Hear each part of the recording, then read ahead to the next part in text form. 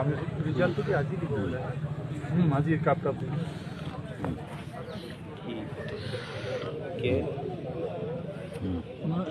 কই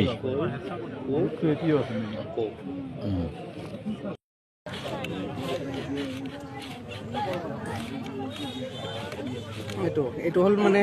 আপোনাৰ হাইলাইট হ'ব চুলিটো তলত কথাখিনি থাকিব কি কৰি আছে